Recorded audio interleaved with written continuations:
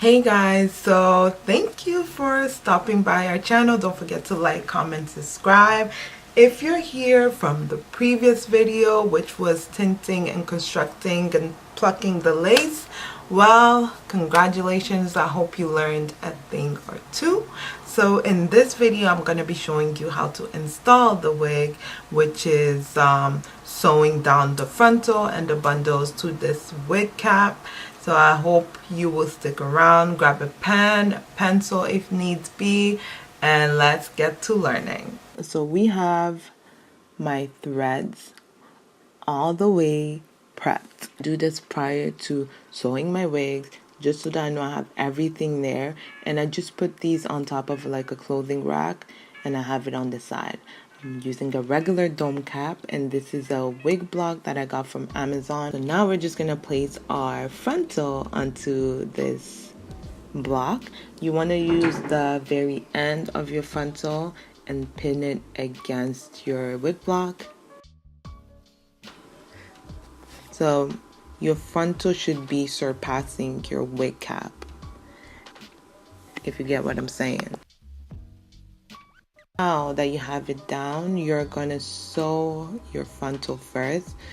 I like to start sewing from the middle, then go on one side and then do the other side later. I find that it lays flatter, it's quicker, and you see what you're doing. So once I have it secured down the middle, I'm gonna be using the same threading method that I do throughout the whole process. So it's kind of hard to explain, but once you get the hang of it, you'll know what I'm talking about. So you want to ensure that you have control of your thread, control of your block, and control of your needle. So I put the needle through the frontal and the cap. I make sure that I'm still holding that thread, and then it goes, so when I loop it, it's going between the thread that I'm holding, and then it just automatically gonna secure the thread, or yeah, it's gonna secure the hair or the cap. It's gonna secure the frontal to the cap. So you do the same thing over and over again, but if you really look closely, you will see that I always have my hand on that thread. It really eliminates the thread tangling, and it really just gives you more control. So hold the thread. Whatever you do, don't let go of that thread. That's your best friend. So you do this all the way down, and then you'll do the same thing on the other side. And when you get to the end, you are just going to double loop so that when you cut the excess thread off, it won't unravel itself. Now you're going to do the bundles. Now, for the sake of making it easier, you use T-pins to pin the bundles from one side to the other. So I start from the ear flaps all the way to the other ear flap, and then I go and sew the bundles all the way to the end, and I do the same thing over and over again.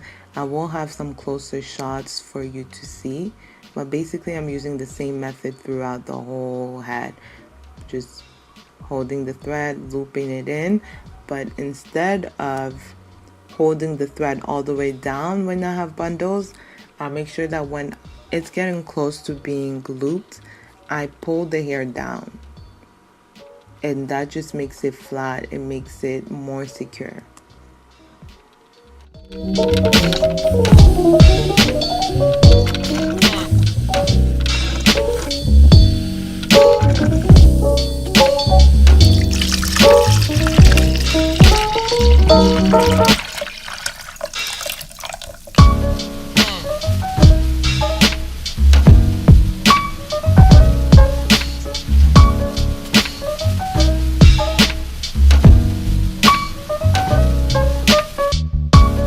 So you're gonna continue this into a U shape.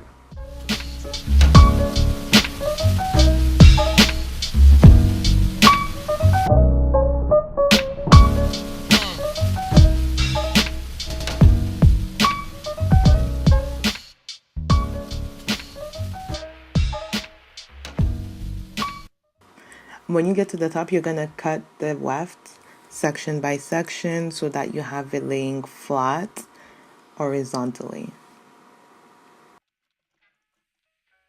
And then you guys, now you're done. You're at your last section. You're gonna sew that in very closely to the frontal, and you are done. Your wig should be looking something like this, and it's gonna be flat. You're good to go. And all there is left to do is to remove the excess cap, and you can use that as an elastic band or just simply throw it out. And I'm just showing you guys, I don't know if you can see very well, but you see how the stitching is so much neater when you do that sewing method. Like, your stitching job will improve tremendously. So that's it, you guys, for this part. Stay tuned till the next part, because that's the part you really want to watch. I'll show you guys how to melt that bad boy in and have it look like it's growing out of your scalp. Until next time, bye.